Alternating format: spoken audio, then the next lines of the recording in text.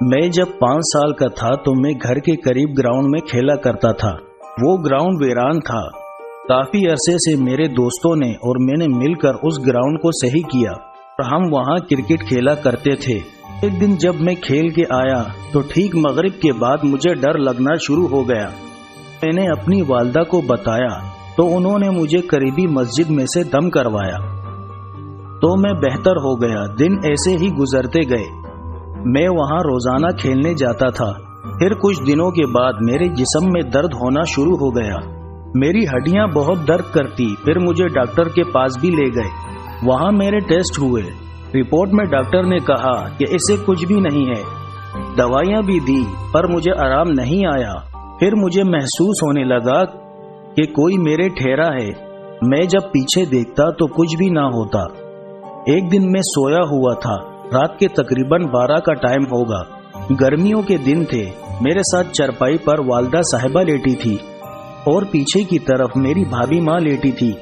میں نے اوپر دیکھا تو مجھے میری بھابھی ماں کی شکل میں کوئی عورت دکھائی دی۔ وہ مجھے ہی گھور رہی تھی۔ میں اسے دیکھتا رہا۔ میں نے سوچا کہ بھابھی ماں تو لیٹی تھی، پھر اوپر کیا کرنے گئی؟ یہ خیال آتے ہی میں اٹھ کر بیٹھ گیا تو وہ عورت اچانک پیچھے ہو گئی۔ میں نے دیکھا تو بھابھی ماں لیٹی ہوئی تھی۔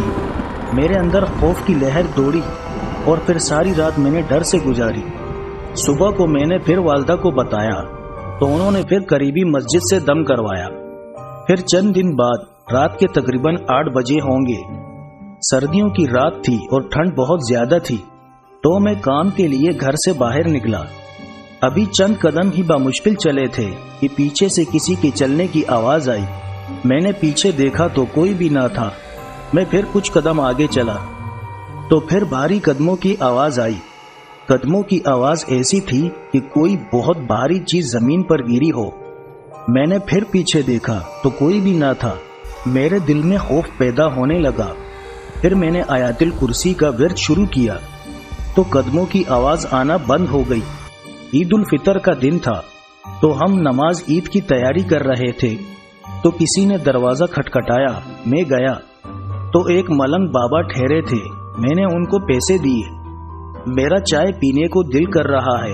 میں پیسے نہیں لیتا۔ اس ملنگ بابا کو میں نے کبھی نہیں دیکھا تھا۔ میں چائے لے کر آیا۔ اس بابا نے مجھے میری باتیں بتانا شروع کی۔ وہ چائے کا گھونٹ کرتا پھر میری باتیں کرتا۔ آخر میں جب بابا نے چائے پی لی تو اس نے کہا، بیٹا دنیا زور لگائے گی تجھے ذلیل کرنے کے لیے پر کچھ نہ کر سکے گی۔ مجھے کہا جا پیالہ دے آ۔ میں پیالہ دے کر آیا تو وہاں کوئی بھی نہیں تھا۔ میں نے گلی میں بھی دیکھا، وہاں بھی کوئی نہیں تھا۔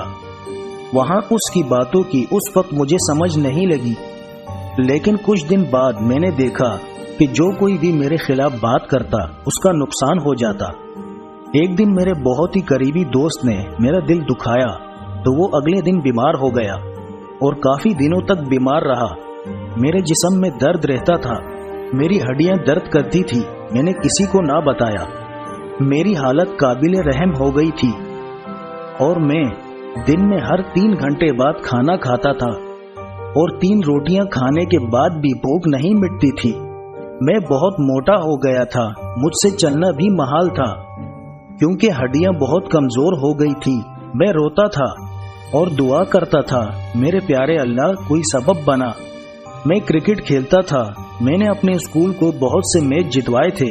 میں فاسٹ بولر تھا پر میری حالت اتنی خراب تھی کہ بیٹ تک نہیں گھما سکتا تھا اور اوور میں جب میں بال کراتا تو بالکل نارمل سپیڈ سے بال جاتی۔ میں بہت پریشان تھا کہ یہ کیا بن گیا ہے میرا۔ ہمارا جو پرانا گھر تھا وہاں جن رہتے تھے۔ مجھے اپنے گھر میں کبھی بھی کچھ محسوس نہیں ہوا، لیکن جو ہمارے گھر کی چھت تھی وہاں مجھے بہت ڈر لگتا تھا۔ میں چھت پر جانے سے ڈرتا تھا اور مجھے وہاں خوف بھی بہت آتا تھا۔ مطلب ہماری گھر کی چھت پر جن رہتے تھے۔ پھر ہم نے کرائے کا مکان لیا۔ وہ گھر ذرا ویرانے میں تھا۔ وہاں پر 2 یا 3 گھر اور تھے۔ ہمارا مکان بن رہا تھا، اس لیے ہمیں وہاں پر رہنا تھا اور پرانا مکان ہم نے بنوانا تھا۔ ایک دن صبح کے وقت واش روم جانے کے لیے میں نے دروازہ کھولا۔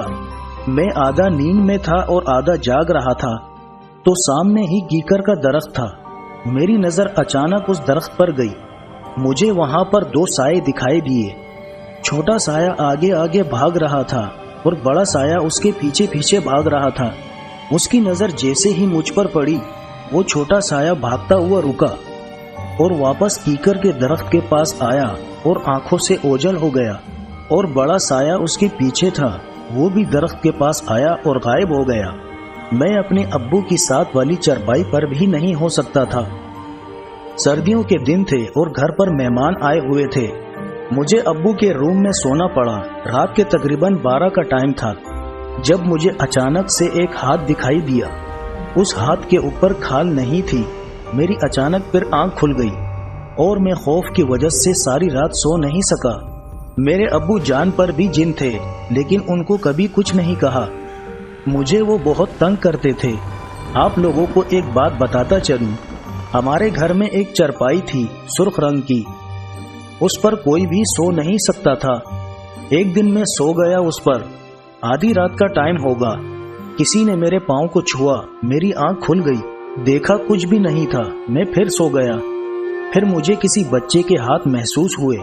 میری پھر آنکھ کھل گئی. ساری رات میری اسی طرح گزر گئی. جب بھی میری آنکھ لگتی تو کوئی چیز میرے پیروں کو چھوتی اور میری آنکھ کھل جاتی. میں قرآن پاک کی تلاوت بھی کر سکتا تھا. میں جیسے ہی قرآن پاک کی تلاوت کرتا تو میرے اندر بے چینی شروع ہو جاتی اور پیٹ میں درد شروع ہو جاتا تھا. کئی بار سوچا کہ خودکشی کر لوں پر میں نے خود پر کنٹرول کیے رکھا. میرے 12 کلاس کے پیپر تھے.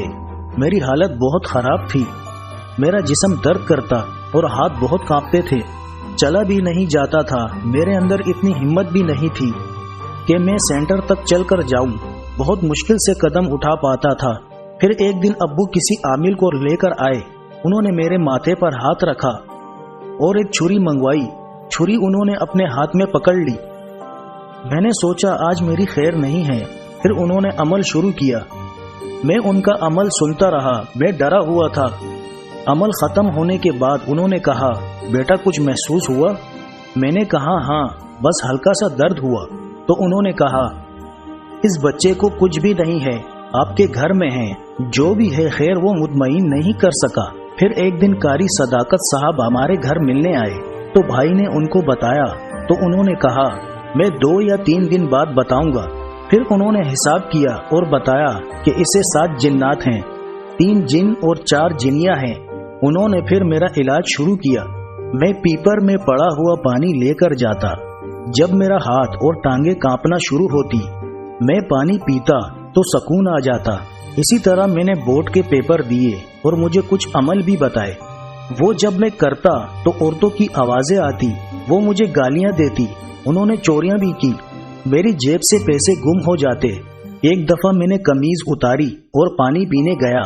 واپس آیا تو جیب سے 2000 روپے غائب تھے.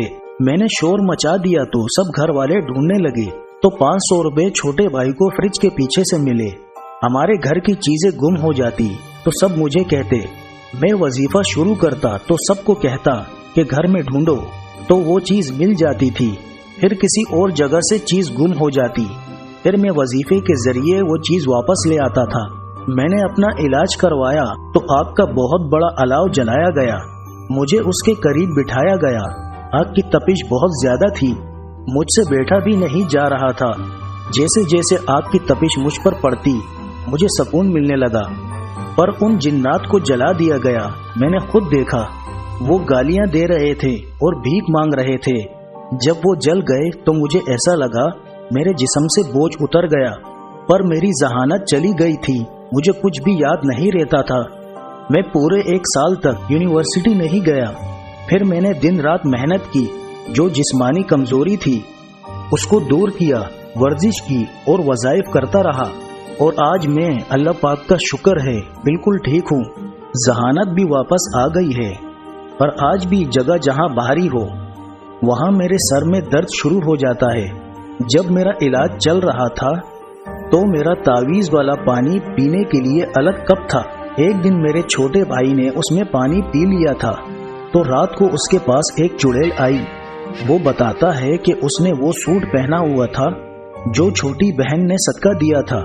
اس کے ہاتھ میں آٹے کی طرح کچھ تھا. जब वो उड़ा रही थी कहने लगी कि तेरी जुर्रत कैसे हुई, तूने इस कप में पानी कैसे पिया? तो उसने कहा मैं तुझसे नहीं डरता हूँ, वो मेरा भाई है। उसके बाद उसने आयातुल कुर्सी का विर्द शुरू किया तो वो चीखें मारती हुई भाग गई। प्यारे दोस्तों, उम्मीद करता हूँ आज की कहानी आप लोगों को पसंद आई होगी। अपनी कीमती राय से आगाह करें, वीडियो को दोस्तों के साथ शेयर करें। मिलते हैं अगली वीडियो में। अल्लाह हाफिज।